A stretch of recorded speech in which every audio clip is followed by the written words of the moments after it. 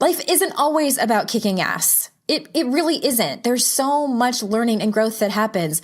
But oh my God, please don't pass up the opportunities to try, to do the thing that makes you so happy. This is your Kick-Ass Life podcast, episode number 276. This is the Your Kick-Ass Life podcast with Andrea Owen, a no BS guide to self-help and badassery. Because ladies, let's face it, life's too short for it to not kick ass. And here's your host, the girl who serves it up straight with a side of crazy, Andrea Owen. Y'all, I am so excited for this podcast episode. I know I say that a lot, but please believe me, there's several reasons I'm excited for this particular episode. First and foremost, it's one of the episodes where I just turn on the mic and start talking. It was one of those like, we need to have a conversation. I got something to say. I talk more about it in the actual episode, and I had a really great session with a client, and I'm like, I need to tell everyone about this because I feel like so many of you can relate to what this particular client brought to the session. She brought it. She definitely did. And so did I. And what birthed it was just so much fire in my belly and in my heart. And I had to share it with you. So I think you're going to love it. And another thing I'm really excited about is, guess what's coming up? My birthday. They just keep coming. They just keep coming. That's the thing about life. And I am turning 44. And I decided to write a post, 44 things I've learned in 44 years. What else is exciting is that, and this is something I don't even know if I've mentioned it in the last several years that the podcast has been born. May 1st is the 6-year anniversary of your Kick-Ass Life podcast. How exciting is that? Yay! Cue the applause. And here's what I'm going to do. I'm going to present you with 44 things I've learned in 44 years. And at first I was going to split it up into 2, but then I was like, that's going to still be way too long because I can be really verbose when it comes to wisdom nuggets and life lessons and things like that. So I'm going to split it up into 3 parts. The first one, I think, is just a couple of days after my birthday on April 15th. That was born on tax day. And then shout out to all the other Aries out there. Where are you at? Aries people, I could never be married to an Aries man. I'm just saying, I dated a couple of them and I was like, holy shit, this is a power struggle right here. It's just like, that's a no for me. Never had any luck with Aries men. But Aries women, we tend to be a whole lot to handle, right? All right, so April 15th is my birthday. That is when part 1 will come out. The week after that, part 2. And then I think it's actually May 1st, the third part will come out. And I'm going to do something exciting during those 3 episodes and the 2 weeks between my birthday, April 15th, and May 1st, the 6-year anniversary of the podcast. I'm going to be doing some book giveaways. There's going to be other prizes and fun things happening. So stay tuned. I don't have my shit together quite yet as this episode is coming out, but definitely, I believe it's April 17th yes, that's correct. April 17th, when that podcast episode drops, you will get all of the information on how to enter some of the prizes that we're going to be giving away in celebration of my 44th birthday, as well as the 6-year anniversary of your Kick-Ass Life podcast. And if you want to make sure you don't miss anything, the really easy way to do that is to subscribe to this podcast. I am not going to give you directions on how to do that because I don't know how. I only know how to do it on iTunes. But I trust you. I trust that you are all grown ups and that you can handle it, as well as subscribe to my mailing list. So I don't spam ya. Who does that anymore? I won't spam ya. But if you just simply text the word kick-ass, make it all one word, to 444-999. That's kick-ass to 444-999. I will send you also an ebook and audio version of an inner critic lesson that I have that I think is very helpful. And then with that, you'll get my emails. We send out inspirational and motivational emails a few times a week. You'll get an email when the podcast comes out, so you won't miss anything. And you won't miss all of the yay giveaways that we're doing for my birthday, as well as the anniversary of the podcast. All right, super pumped. And hey, if you are excited when you listen to this, if you feel motivated and inspired, then stay tuned at the very, very end of the episode. I will tell you some ways to work with me privately, like Kelly, so that you can live your kick-ass life, whatever that might look like for you. So again, that's at the very end of the podcast. And without further ado, here's the episode. Okay, y'all, this is one of those episodes where I just turn on the mic and I start talking. There was one of them it was like a few months ago where I did the same thing. And so many of you private messaged me on Instagram and told me how much you love it. I don't even remember what the topic was. I think it was around the inner critic, around negative self-talk and getting your ass in gear about that. And I had such an incredible session with one of my clients this morning. And after we were done, I sent her a text and I'm like, would you mind if I talked about that on the podcast? I always want to ask permission, because is there anything more kind of weird than listening to a podcast and then thinking, is that person talking about me? Because that certainly sounds like my story. So I always ask permission. And the reason this particular client session was so exciting for me, selfishly as the coach, is when someone tells me ahead of time. And I always like to make sure that my clients are prepared, that they know what they want to work on for their session. We get a short 50 minutes together, and I like results. I want my clients to walk away with what they came to have. And so I asked them several questions about what's going on. What is your struggle? What have you done in the past to try to remedy this? What do you want to walk away with? What is the best thing that you can think of having walked away from this particular session? So I have this person's notes, and her name is Kelly, and she gave me permission to use her first name. You can probably hear me going through the notes. And here's the thing, and I use my highlighter. Here's the thing that she said that stuck out to me the most. She talks about what her biggest struggle is right now and some things that have happened in her past that she's aware that are impacting why she's struggling. And then it gets to the really juicy stuff. So here's where I ask, have you tried to solve this problem before? And if so, how? She said a lot of things. And the things that I highlighted is she says, I am struggling with how to build my self-trust. And then she goes on to say, I don't know how to make the steps to get past the fear I have with putting myself out there. I highlighted both of those things because, oh God, I have so much to say, y'all. Here's the thing. She and I talked about a lot of things. And one of the things I started out telling her is about when people ask, okay, it's like, let's talk about this. I don't know how to make the steps to get past the fear I have with putting myself out there. And you're putting yourself out there. For her, it was a couple of different things. It was about, maybe starting a new business, starting a new job. It could be for you having a hard conversation with someone, being more authentic with the people that I'm around instead of people pleasing or trying to fit into this box of how I think people are thinking and expecting me to act.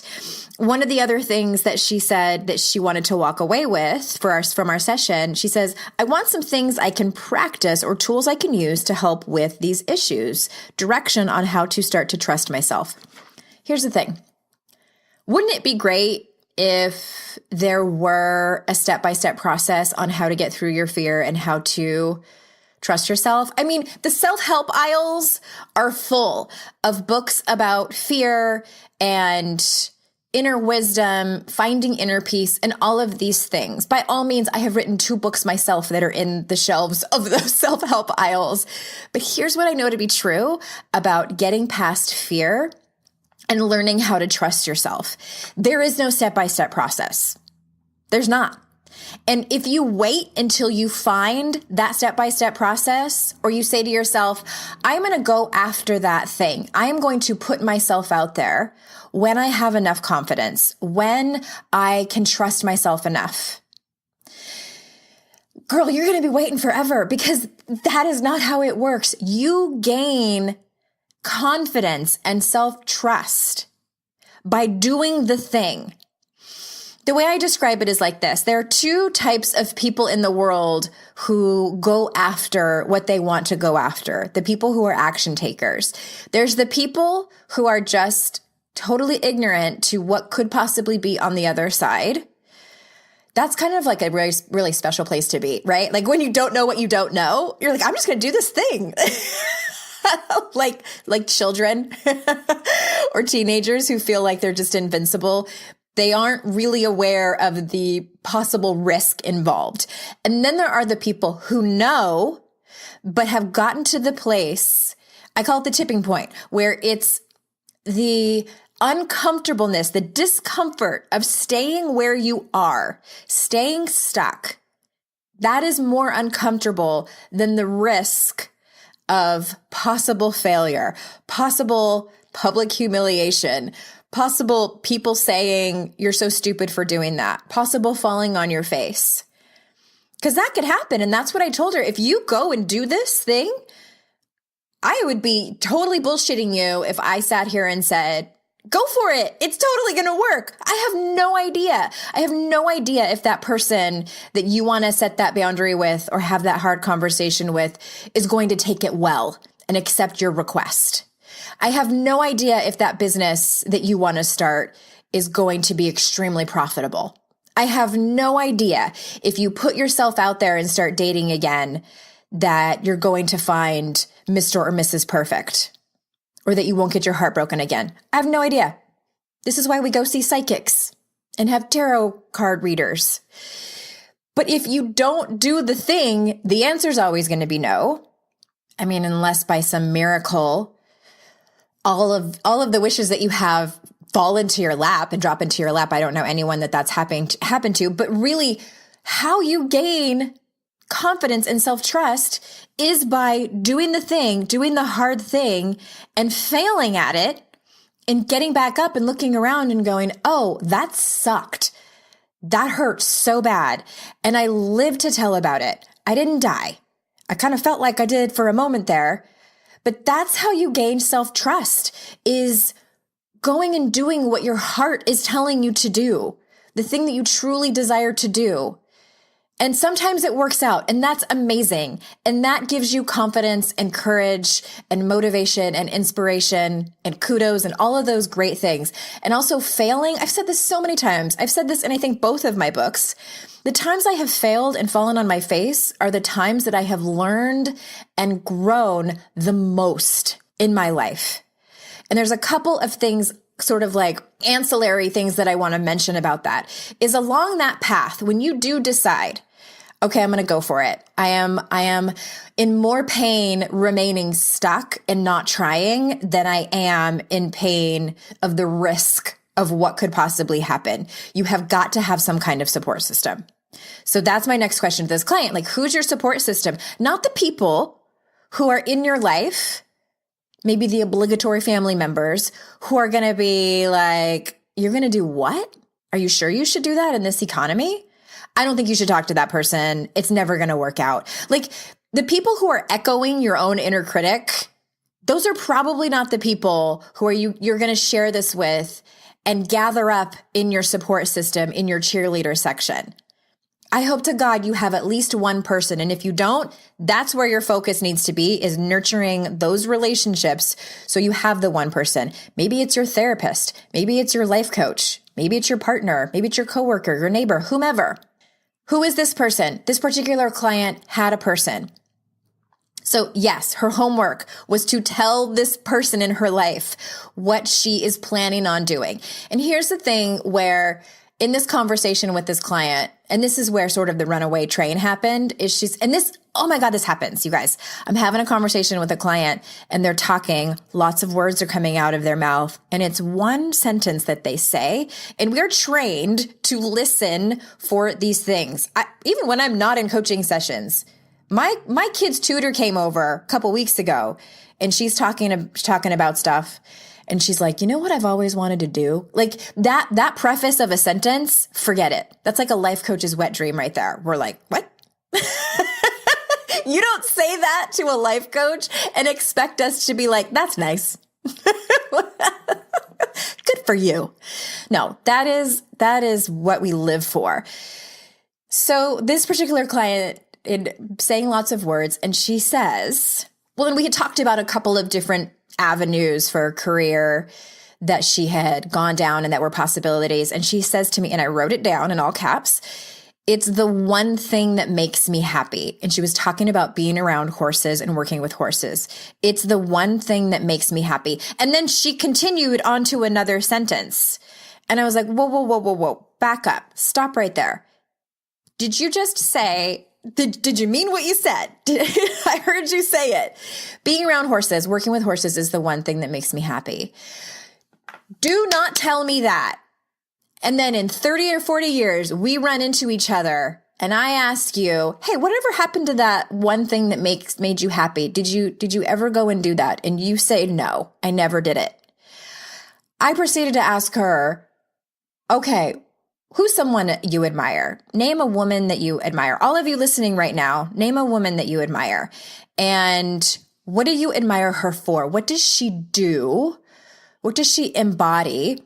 What does she do and embody that you know is her destiny? You know is her superpower? And she was kind of like, well, I don't know. And I'm like, all right, let's just like pull somebody out of the air that pretty much everybody likes. Betty White. Who doesn't love Betty White? I have a coaster on my desk right now. By the way, my desk is such a mess right now, but I had to turn on the mic to record this podcast episode. Who doesn't love Betty White? Betty White, it is her destiny to be a funny lady. It is her destiny to be an entertainer and to bring so much joy to so many people's lives. Can you imagine her having a conversation in her younger years saying, entertaining and comedy is the one thing that makes me happy? And then she never did anything with it. Like how the world would be missing the gift that is Betty White. Fill in the blank of whoever your person is. I have written journal entries when I personally have felt small and scared about the next step in being an author. When my second book was about to come out, I think I've mentioned this before, I did some work on that because I had a very strong intuitional feeling that with my first book, I had so much resistance about being seen and showing up and up-leveling that I may have energetically not allowed that book project to be as big as she could have been. And so I was like, I'm not doing that this time around. So I did a lot of journaling. I did a lot of work. And I mean, it was a lot of different like kind of woo-woo things, just whatever my kind of internal compass was telling me to do. One of those things was journaling. And I have a specific journal entry where I said, what if Elizabeth Gilbert and Brene Brown and Glennon Doyle and all these women, writers and authors whom I admire, what if they would have been afraid to play a bigger game? What if they would have been afraid to put themselves out there and listen to their inner critic that told them, better not? Don't make people uncomfortable. No one's going to like it. Like, by God, who would I have to look up to? Who would there be? I'm so thankful that they bypassed their inner critics, that they made a decision to go for it. I can probably bet all the money I have that they had some kind of support system around them, cheering them on, that they weren't constantly going to the people who were going to squash their dreams and say, better not. You don't need that. You already have the voice in your head that tells you that you probably shouldn't. And speaking of that voice in your head, this is another direction that the conversation went. And I reminded her about the inner critic. And the reason it came up, the way that it came up, was that she said, when she's talking about working with horses, she says, well, it's impractical. Okay. Like that is like the biggest red flag of the inner critic. And let me tell you why. The inner critic's main job, like it literally has one job, you guys, just the one. And that is to keep you in your comfort zone. That's it. That's all it has to do. It's a manifestation of fear. We need fear. We need fear when we are being chased by a murderer with a knife so that we run away. We need fear so that when something is actually dangerous, we listen to that intuition and we act on it. Inner critic thinks that we are in danger when we are thinking about stepping out of our comfort zone. Any kind of up-leveling your life, setting a boundary, going after something new, being your authentic self when other people might not be ready for it, that is outside of your comfort zone. That is risk, it's exposure, and inner critics, no. Inner critics do not like that. They are mortal enemies with those things. It will try to do whatever it can to keep you in your comfort zone because it thinks that it needs to keep you safe. So what we also need to do is learn to recognize that voice. What is the difference between actual real fear that is helpful to us and what is your inner critic? Inner critic says things like, that's impractical. Do you think it was practical for Betty White to go into a career of comedy, especially back in the 50s and 60s? I have no idea, but I'm assuming that's when her career was starting, when she was young.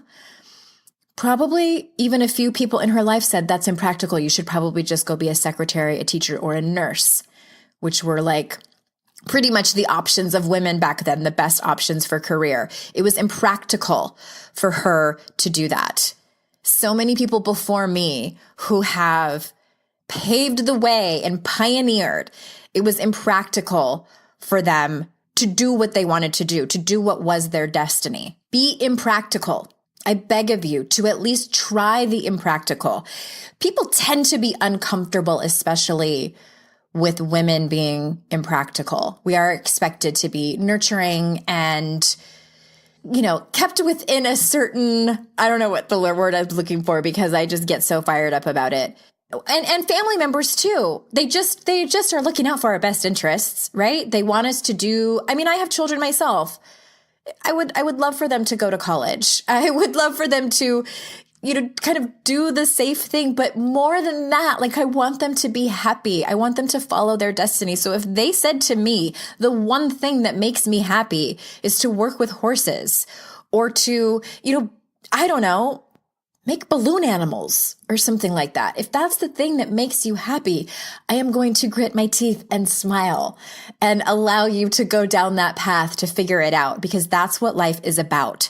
It's walking these paths with the possibility of failure, but also with the possibility of seriously kicking ass at it.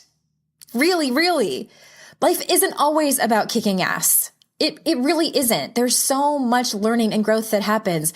But oh my God, please don't pass up the opportunities to try, to do the thing that makes you so, so happy. One of the other reasons I was emphasizing the support system to my client is because what can happen is that a client will get off the call with me and they'll feel totally pumped and motivated. And then a couple of hours goes by, they go back to their real life the next morning. And even you listening to this podcast episode, feeling pumped, right? I might even listen to it twice. And then tomorrow happens and it's all out the window. What I encourage people to do, you listening to this as well as my client, is have the person that you tell talk to them about the session, talk to them about this podcast episode, and ask them to hold you accountable. Here's the thing that I want to do.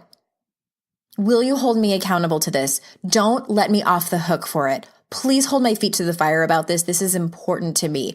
I will probably try to back out of this. I will probably give you excuses. And please remind me of who I am. That's one of the reasons I paid a whole boatload of money to join a mastermind, because this particular coach, I knew she would constantly remind me who I am. And just being around her would remind me of who I am. And I'm already seeing big results. I'm doing the work. I'm not saying that just by osmosis, things are happening. I'm doing the work, but I have intentionally created a support system that matches the goals that I want. What is that for you? What we concluded the session with was some homework assignments that were small. She's not going to run away from her life and get out a $200,000 loan from the bank to start some equestrian thing. I don't know what they're called, but It's small steps. So the first one I already mentioned, reach out to her friend that is a great support system to her. And for many of you, this is just research. What can you Google to take a small step in the direction that you want to go? I know a lot of you listening might want to be life coaches or motivational speakers. Like, research how to get started in that. Maybe you know someone who's recently gone through life coach training or something, or to be a health coach or a yoga teacher. Like, talk to them. Just see what's out there. Your inner critic is going to go nuts. Your inner critic is going to be like, you can't, no, not for you. Think about Betty White. Think about Betty White and what her inner critic probably said to her. What would Betty White do? And for me, it's what would Cha-Cha de Gregorio do? If you haven't listened to that podcast episode, I'm going to drop a link in the show notes and you need to go listen to it because I have such affection for Cha-Cha de Gregorio and her confidence. Yes, from the movie Grease. What would Betty White do? Whoever it is that you admire so much, ask yourself what she would do. There were a couple of other small assignments that this client has, and really the gist of it is what small thing that you do that will take you one step closer to that thing that makes you so happy. There was a woman in my Raise Hell program last year, and creativity kept coming up a lot for her. And she was so busy with work. She had a partner, lots of things, right? The giant to-do list like we all have. It probably sounded like I was beating a dead horse about her doing something to honor that value around creativity for her. And she and I are Facebook friends, and I always see her posts about these art classes that she's taking and posting her class. And I'm like, yes, woman, yes. Maybe it's a hobby. Maybe it doesn't have to be a career path, but the thing that lights you up. I mean, this is life coaching 101, y'all. Like, this is why we are here, to be fulfilled, to have these fulfilling lives. And I think sometimes we make up that it has to be grandiose. It doesn't. It can be these small steps that you take. Maybe it's a path. Maybe it's small steps that you're taking for this thing to be grandiose. Or maybe it's small steps that you're taking to fulfill something in your life that makes you happy, that lights you up. What is that? And I just always go back to that question of, at the end of your life, when you look back at 2019, are you going to be proud of that you listened to your inner critic, that you let it win out, that you were practical? Or are you going to be proud of the risks that you took? So many people, we hear that all the time. It's like in memes all up and down Instagram. The regrets of the dying. I wish I would have taken more risks. Take more risks. God, they're scary. They really are. But that, circling back, that is where you find self-trust. That is where you find confidence. That is how you bypass fear, by just fucking doing it. And I want to close with this one story that I think I've told on the podcast before. I know that I've said it in one of my books. And I was telling Kelly this in our session today. And it was about when I wanted to play roller derby. So I had been watching roller derby's sort of reemergence in the late 2000s. And it sort of had this reemergence around 2004, 2005 in Austin, Texas. And I was sort of watching it a little bit on the internet and just so fascinated with it. And of course, thinking like I could never do something like that. But secretly, it was like, oh my God, if I could do anything, I would want to do that. I would want to go hang out with those women. And I went to a derby bout, which, by the way, if you have never been to one, support your local roller derby and go, especially if you are in Portland, Oregon, the Rose City Rollers. Where else? God, there's so many great derby leagues out there. New York, like Gotham has been champions forever and ever. Amen. Texas. So I went in San Diego and saw the San Diego Derby dolls and was like, oh my God, I'm in love. Like, get me on the track, but secretly like, no, never. And then we moved to the state of Utah. That's also when I got sober. And I remember I had this moment. I don't know where it came from. I don't know if it was some kind of like divine intervention that was plopped into my mind, But I thought to myself, what if in 10 or 20 years, I'm with my kids and we see roller derby on TV or out and about, and I say out loud, I always wanted to play roller derby. And my son or daughter turns to me and says, why didn't you? And what am I going to say? That I was scared? That at 35, 36 years old, when I wanted to play, that I felt like I was too old? That I didn't think I was good enough? That I was afraid I was going to get hurt? That I wanted to be practical? That it was impractical for a mother in her mid to late 30s to go out and play roller derby? Like, that is pretty much the most impractical thing ever, right? And I had that sort of vision and could not be with that. So there's that tipping point. The pain of staying stuck becomes just a little bit more than the pain of the risk, the fear of putting yourself out there and trying and going for it when there are no guarantees that it's going to work out. I have no idea if these women are going to be nice to me.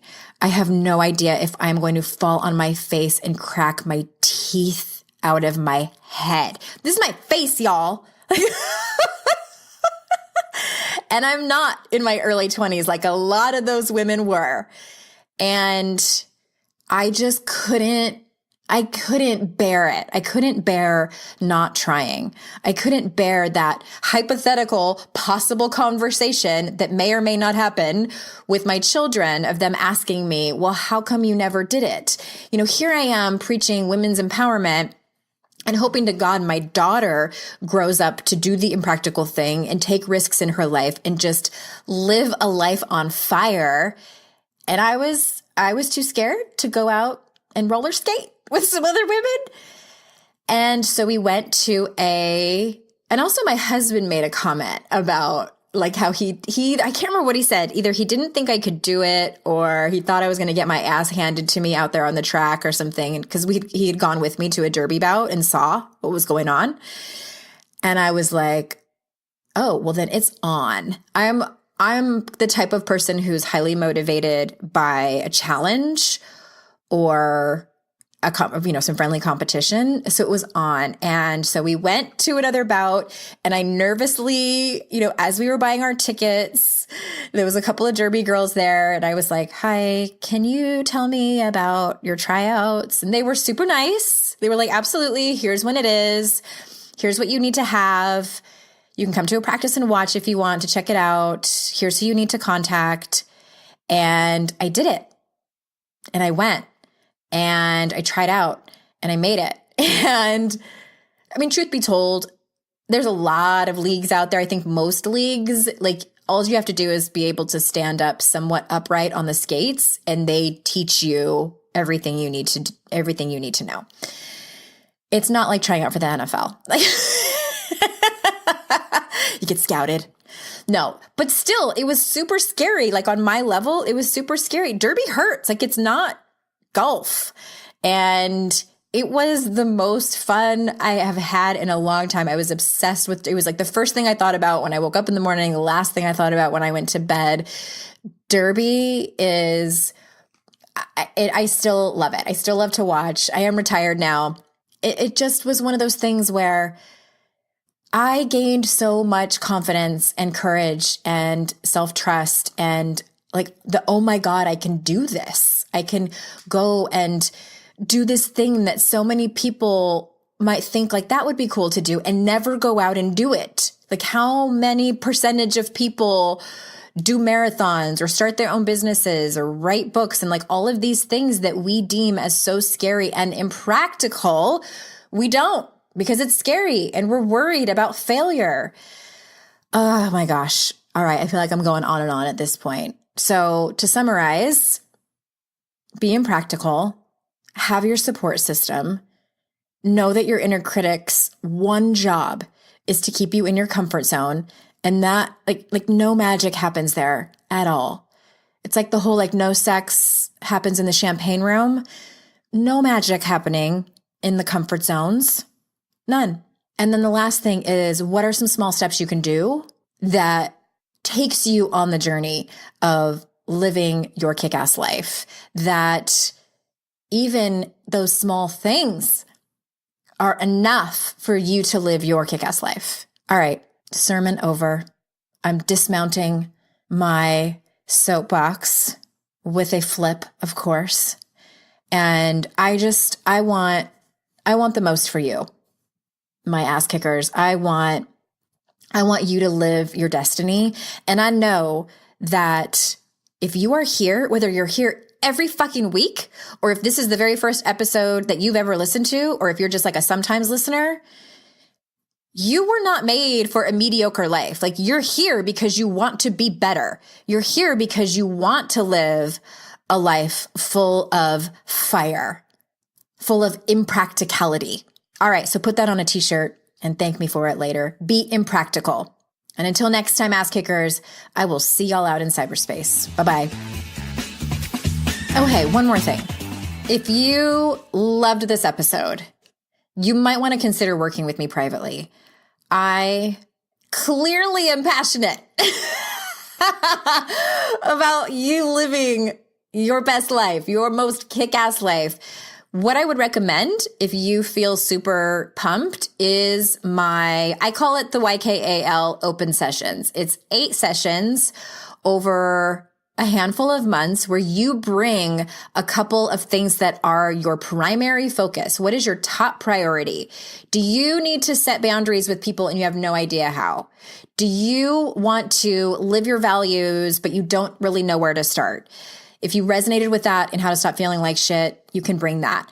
Are you someone who maybe owns your own business and is struggling to level up, struggling to put yourself out there? Your inner critic seems to have a hold on you. Then that package is for you. I also have another package that's longer. That's my signature program that is curriculum based, and we go much deeper. But if you super resonated with this, then you might want to check out the YKAL open sessions. That link will be in the show notes. There's an application, and if it's a good fit, let's get it on.